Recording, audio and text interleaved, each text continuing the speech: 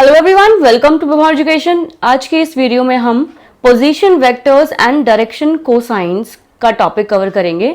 Last video का मैं बता दूं, लास्ट वीडियो में हमने देखा था कि वेक्टर्स को हम कैसे डिनोट करते हैं एंड किस तरीके से आप डिनोट करोगे उसके मैग्नीट्यूड को। तो ये मैग्नीट्यूड कैसे फाइंड आउट करना है और कैसे आप एक पोजीशन वेक्टर और डायरेक्शन कोसाइंस को फाइंड आउट करते हैं, ये हम आज की वीडियो में समझेंगे। सो स्टार्ट करते हैं। तो पहले अभी हम बात करने वाले हैं, थोड़ा रियल वर्ल्ड में हम इसमें जाएंगे। जैसे कि अगर हम एक पॉइंट की बात करें तो पॉइंट अगर हम डिनोट करते हैं एक स्पेस में तो उसको या तो हम 1D में देख सकते हैं या 2D में या 3D में। तो 2D के केस में या 3D के केस में हमारे पास कुछ एक्सेस होते हैं, x axes, y axes, z axes. तो अभी हम बात कर रहे हैं 3D में। तो 3 डायमेंशनली हम इसको इस तरीके से एक प्लेन हमने बनाया है जिसके कोऑर्डिनेट सिस्टम हम इसको कह सकते हैं कि ये 3 कोऑर्डिनेट सिस्टम है और इस केस में एक्स, वाई और जेड एक्सेस होते हैं। यहां पर एक पॉइंट P है।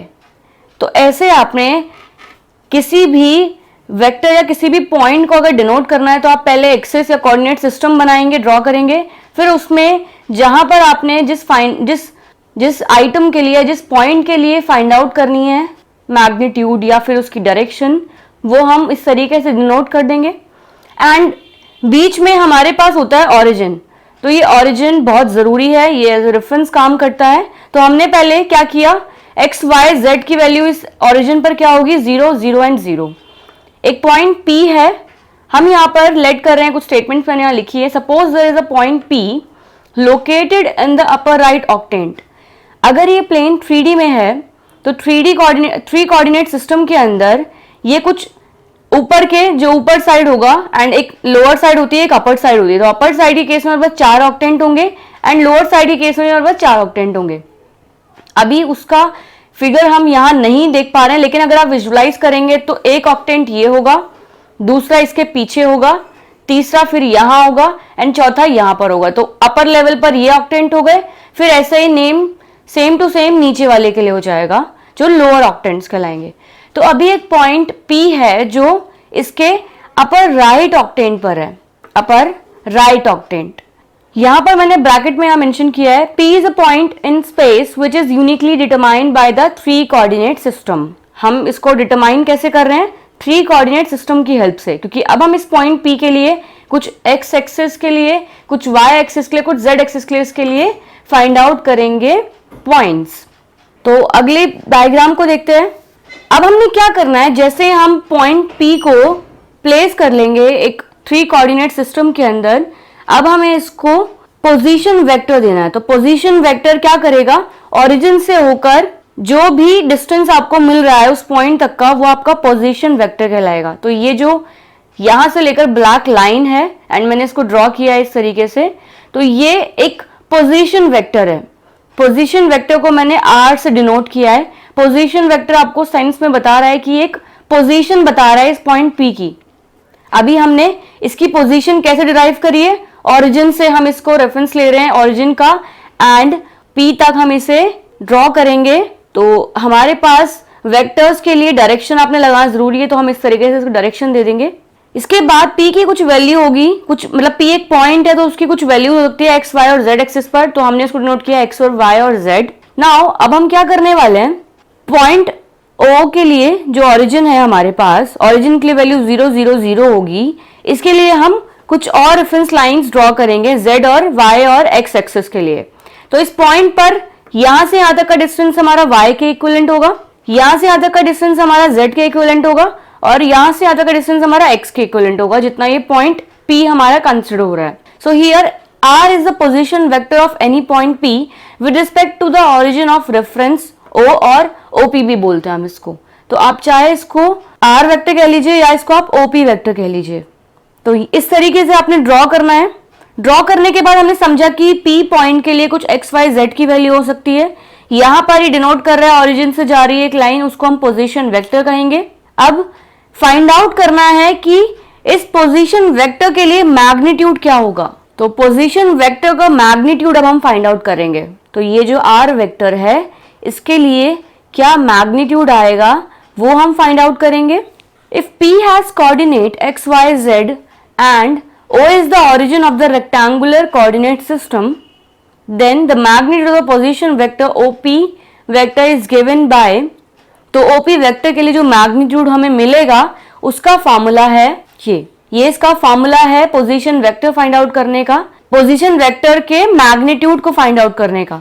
तो आपने मैग्नीट्यूड के लिए यहाँ पर मॉड्यूलस अप्लाई करना है, तो ये मॉड्यूलस डिनोट कर रहा है कि ये मैग्नीट्यूड होगा ओपी का रूट में x square plus y square plus z square. तो ऐसे आपने पहले एक पॉइंट को डिराइव करना है, उसके लिए पोजीशन वेक्टर ओरिजिन से लेकर, एंड देन फिर हम फाइंड आउट करेंगे उसका मैग्नीट्यूड। मैग्नीट्यूड कैसे फाइंड आउट होगा? इट्स फॉर्मूला से, इसके फॉर्मूला से फाइंड आउट होगा हमारा इसका मैग्नीट्यूड, जो कि सिर्फ पॉइंट एक्स वाई जेड की वैल्यू को स्क्वायर और ऐड करके और देन फाइंड आउट करना है, उसका रूट फाइंड आउट हो जाएगा। अब इसके बाद अभी तो बात हुई पोजीशन वेक्टर का मैग्नीट्यूड आप कैसे फाइंड आउट करेंगे। अब हम बात करेंगे डायरेक्शन कोसाइंस की।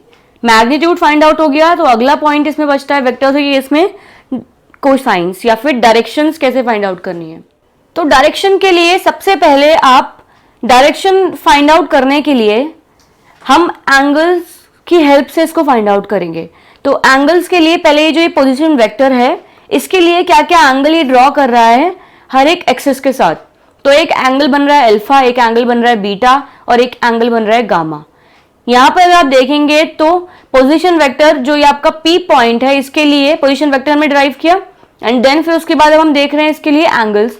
तो एक्स एक्सिस से एंगल बना रहा है अल्फा, वाई के लिए बना रहा है बीटा एंड जेड के लिए बना रहा है गामा। यहीं पर मैंने सेम स्टेटमेंट इसको लिखा है। Suppose OP vector makes an angle alpha beta and gamma with the positions positive directions of the X Y and Z axis. यहां पर मैंने आपको बताया था कि ये अपर लेवल पर है, अपर राइट ऑक्टेंट में है, जहां पर आपको सारे ही जो एक्सेस हैं वो पॉजिटिव एक्सेस होंगे, तो डायरेक्शंस भी हमारी पॉजिटिव डायरेक्शंस होंगी। These angles are called direction angles of OP या फिर आर वेक्टर। क्या होगा? जो ये एंगल्स हैं ये डायरेक्शन एंगल्स हैं, जो इसकी डायरेक्शन फाइंड आउट करने में हमारी हेल्प करेंगे। ये वो डायरेक्शन एंगल्स है। अब इन डायरेक्शन एंगल्स को फाइंड आउट करने के लिए कि क्या डायरेक्शन एंगल्स में हमें मिलेगा, उसके लिए हम ट्रिग्नोमेट्री का यूज करेंगे। तो ट्रिग्नोमेट्री का कॉस फंक्शन का हम यहाँ यूज करने वाले हैं, जिसकी हेल्प से हम डायरेक्शन फाइंड आउट करेंगे किसी भी वेक्टर की। So the cosines of these angles, cosines में हम कॉस फंक्शन यहाँ पे यूज कर रहे हैं। वैसे साइन, टैन, कॉट बहुत सारे फंक्शंस होते हैं ट्रिग्नोमेट्री के अंदर, लेकिन हम कॉस फंक्शन का यूज कर रहे हैं, तो इसलिए हम इनको डायरेक्शन कोसाइंस भी कहते हैं। तो कोसाइंस उससे ही बना है, कॉस ट्रिग्नोमेट्रिक फंक्शन से। तो इस तरीके से अल्फा बीटा गामा को आप कन्वर्ट करेंगे तो आपको cos alpha cos beta cos gamma की वैल्यू मिलेगी। एंड हमें पता है कि कॉस की वैल्यू कैसे फाइंड आउट होती है अगर एक राइट ट्रायंगल है। तो राइट एंगल के केस में हमारे पास कैसे फाइंड आउट होती है इसकी वैल्यू, वो हम देखने वाले हैं। सो ये एंगल्स हो गए आप cos alpha cos beta and cos gamma. इनको हम डायरेक्शन कोसाइंस कहेंगे किस वेक्टर का? आर वेक्टर का, और usually denoted by L M and N. अब हम इनको इन्हीं डायरेक्शन कोसाइंस को हम एल एम और एन भी कहते हैं। तो एल हो गया कॉस अल्फा, एम हो गया कॉस बीटा, क्योंकि अगर कॉस के अंदर अल्फा या फिर अल्फा की कोई वैल्यू, अल्फा एक एंगल है, एंगल की वैल्यू है 90 डिग्री, तो 90 डिग्री कॉस 90 डिग्री पर वैल्यू अगर क्या होगी तो वो एक वैल्यू हमें मिलेगी। मान लीजिए 1 हमारे पास कोई वैल्यू आती है या 1/2 आती है, कोई भी वैल्यू आती है किसी एंगल की कॉस पर, तो उस केस में वो एक वैल्यू आई है, उसको हम स्टोर कर रहे हैं एल के अंदर, एक वेरिएबल है एल, तो इसलिए हम एल एम एन भी कह सकते हैं इन डायरेक्शन कोसाइंस को। तो कॉस अल्फा की कुछ वैल्यू होगी जो एल के अंदर स्टोर होगी, कॉस बीटा की वैल्यू जो एम के अंदर स्टोर होगी, कॉस गामा की कुछ वैल्यू होगी जो हमारी एन के अंदर स्टोर होगी। तो इस अकॉर्डिंग हमारे पास जो फॉर्मूलाज बने डायरेक्शन कोसाइंस के लिए वो ये है, cos square alpha plus cos square beta plus cos square gamma equals to होगा 1। ये आपको ध्यान में रखना है, इसलिए मैंने इसे स्टार मार्क किया है। सेम मैंने आपको बताया कॉस अल्फा को हम एल भी कहते हैं, तो L square plus M square plus N square equals to 1 भी हमें मिल जाता है फॉर्मूला में। ये दो फॉर्मूला आपको यहाँ पे लर्न करना है। सेकेंड, हमें पता है बेस अपॉन हाइपोटेन्यूज हमें मिलता है इस केस में, तो ये हो जाएगा यहाँ पर x हमारा बेस होगा इसके लिए और हाइपोटेन्यूज हमारा रहेगा r वेक्टर। तो इस केस में जो कॉस के लिए फाइंड आउट होता है वो बेस अपॉन हाइपोटेन्यूज का केस में होता है। तो यहां पर हमने इसलिए कॉस के लिए, कॉस अल्फा के लिए वैल्यू लिखी है x by R, y by R होगा बीटा के लिए, क्योंकि कॉस बीटा, जो बीटा एंगल है वो बीटा एंगल y एक्सिस के साथ बन रहा है, तो इसलिए वैल्यू होगी y by R. And cos gamma की वैल्यू आप फाइंड आउट कर सकते हैं z बाय आर। तो ये जो इतने सारे फॉर्मूलाज हैं, ये सारे ही फॉर्मूलाज आपको एक साथ नहीं यूज करना है। ये डिपेंड करता है कि हमारे पास जो गिवन क्वेश्चन है उसमें क्या क्या टर्म्स हमारे पास गिवन है। तो जो जो पॉइंट्स आपको गिवन होंगे उसके ही रिस्पेक्ट में हम फॉर्मूला का यूज करके फाइंड आउट करेंगे कोसाइंस, डायरेक्शन कोसाइंस और मैग्नीट्यूड। तो ये एक फॉर्मूला हमें और मिल गया। देन फर्दर हम इसको और मॉडिफाई करेंगे LMN के केस में। तो हमारे पास x की वैल्यू जाएगी, देखिए cos अल्फा को हम कह सकते हैं L, cos बीटा को हम कह सकते हैं M, cos गामा को हम कह सकते हैं N। तो इस केस में हो जाएगा x is equals to LR, y equals to MR, z equals to NR। ये भी एक फॉर्मूला बन जाता है, इसको याद करने की जरूरत नहीं है। अगर आपको ये 3 फॉर्मूलाज याद है तो आप इसको अपने आप बना सकते हैं, क्योंकि हम cos alpha, cos beta, cos gamma को LMN से डिनोट करते हैं। तो यहां पर फाइनल में लिख रही हूं, the coordinate system of the point P में also be expressed as LR, MR and NR। जब आपको x, y, z नहीं गिवन तो आपको पता है, अगर आपको L और R गिवन है तो हमारे पास तब भी वो x, y, z की वैल्यू फाइंड आउट हो सकती है, क्योंकि P के जो पॉइंट्स है हमें x, y, z की वैल्यू ऐसे हम इसको ऐसे एक्सप्रेस कर सकते हैं। अगला इसमें नोट एक और है, ये लास्ट पॉइंट है हमारा, the numbers LR, MR and NR proportional to the direction cosines are called direction ratios. इनको हम डायरेक्शन रेशियोज भी कह देते हैं जब आपको ये इस फॉर्म में मिल जाते हैं।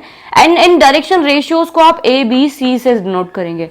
तो LR, MR और NR की जो value I A, B, C, जैसे ये हमारा x, y, z भी है, x, y, z भी है, लेकिन जब x, y, z है तब उसको हम एक पॉइंट कह रहे हैं, और जब हमारे पास LR, MR और NR की फॉर्म में वो गिवन है क्वेश्चन में, तब हम उनको एज अ डायरेक्शन रेशियोज भी डिनोट कर सकते हैं उनकी वैल्यू फाइंड आउट करके। तो ये सब डिस्कशन हम तब करेंगे जब हम क्वेश्चंस अटेम्प्ट करेंगे। इसके बाद मैं आपको एक एग्जांपल कवर करने वाली हूं, बुक का ये एग्जांपल है। एग्जांपल 1 है ये, find the magnitude and direction angles of the position vector of the point P। एक पॉइंट P आपको गिवन है, मतलब कि एक पॉइंट P गिवन है तो उसके साथ क्या गिवन होगा, x, y और z गिवन होगा। उसके लिए मैग्नीट्यूड फाइंड आउट करना है और पोजीशन वेक्टर फाइंड आउट करना है। मैग्नीट्यूड फाइंड आउट करना इजी है, कैसे करना है, हमें डायरेक्ट फॉर्मूला है, we have given P, x, y, z हमें गिवन है, R वेक्टर हमें फाइंड आउट करना है, उसका मॉड्यूलस अगर आप करेंगे तो क्या मिलता है हमें, x square plus y square plus z square. तो इन तीनों को मैंने ऐड करके इस तरीके से लिख लिया, सॉल्व किया तो मुझे मिला 1 + 4 + 4, ये इक्वल हो जाएगा 9 के। 9 को स्क्वायर रूट हमें मिलेगा 3। तो ऐसे हमने मैग्नीट्यूड फाइंड आउट कर लिया। फाइनल है अब डायरेक्शन कोसाइंस का या डायरेक्शन एंगल्स का। कोसाइंस नहीं फाइंड आउट करना है, क्वेश्चन में गिवन है कि आपको डायरेक्शन एंगल्स फाइंड आउट करने हैं। तो एंगल्स फाइंड आउट करने मतलब क्या, अल्फा, बीटा और गामा फाइंड आउट कर रहे हैं। तो हमारे पास फॉर्मूला है cos alpha, cos beta and cos gamma का, जो कि कहता है कि कॉस अल्फा की वैल्यू होती है इक्वल्स टू में x by R, y by R, z by R. तो हमारे पास r भी है, x भी है, वही पुट कर लेंगे, सॉल्व किया तो हमारे पास मिला कॉस अल्फा की वैल्यू 1/3, कॉस बीटा की वैल्यू 2/3, कॉस गामा की वैल्यू -2/3। तो ये तो हो गए कोसाइंस एंगल्स में वैल्यूज, लेकिन हमें डायरेक्शन एंगल्स फाइंड आउट करना है, अल्फा, बीटा और गामा। तो कॉस जो है वो राइट हैंड साइड चला जाएगा, या आप कह लीजिए ये हमारे पास राइट साइड गया तो हमारे पास ये सारी वैल्यूज इनवर्स में आ जाएंगी कॉस के लिए। कॉस की वैल्यू फाइंड आउट कीजिए किस एंगल पर 1/3 होगी, वो एंगल आपको फाइंड आउट करना है। आप इसके लिए ऑनलाइन चेक कर सकते हैं या फिर हमारे पास कैलकुलेटर होता है जिससे आपको एंगल डायरेक्ट फाइंड आउट हो जाएगा। तो ये वाला होमवर्क है, इसे आप अपनी तरफ से जरूर ट्राई कीजिए। एंगल्स कैसे फाइंड आउट करने हैं ये सर्च कीजिए, और यहाँ पर इनके लिए क्या वैल्यूज होंगी वो हमें कमेंट करके बताइए। अगर आपको हमारी वीडियोस पसंद आई है तो लाइक करें, हमारी आगे आने वाली वीडियोस में अपडेट रहने के लिए सब्सक्राइब करें, और दोस्तों अगर आपके कुछ सजेशंस हैं तो हमें कमेंट करें। Thank you.